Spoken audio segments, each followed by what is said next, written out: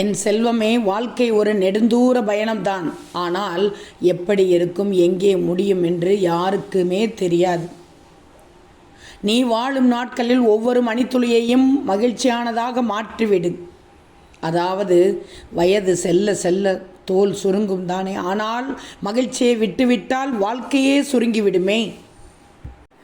ஆகவே முடிந்த பயணம் யாருக்கும் தொடர்வதில்லை. இருக்கும் வரை ஆஸ்தி, இறந்த பின் அஸ்தி, இதில் யார் ஒஸ்தி என்று நீயே கேள்விப்பட்டிருப்பாய். இதை நிரூபிக்க இடையில் போடுகிறாய் சண்டை சச்சரவு என்று. மகிழ்ச்சியில் பிறப்பதே மனித மனம் மகிழ்வித்து வாழ வேண்டும். எல்லோரும் இங்கு வாழ்க்கை வாழ்கிறீர்கள், சந்தோஷமாக வாழணும். எல்லாம் போய்விட்டாலும் வெல்ல முடியாத மனம் இருந்தால் உலகத்தையே கைப்பற்றி விடலாம் நீ. அப்போதுதானே உன் வாழ்க்கை அழகாக இருக்கும். என் செல்வமே, விழுந்த இலைகளுக்காக எந்த மரமும் பட்டு போவதில்லை. ஆனால் அதற்கு மாறாக தளிர்களை தந்து மீண்டும் தன்னம்பிக்கையோடு துளிர்கிறது. அதுபோல் ஒவ்வொரு நாளும் வெற்றி பயணத்தை தொடங்கிவிட்டேன் என்று தன்னம்பிக்கையோடு நீ முதலடி எடுத்து வைக்கணும். அப்பத்தானே வெற்றி உனக்கு கிடைக்கும். எதையும் அதிகம் சிந்தித்து கவலைப்படாதே. ஏன்னா கவலைகள் ஒருபோதும் தீரப்போவதில்லை. சொல்வதை கேட்டுக்கோ.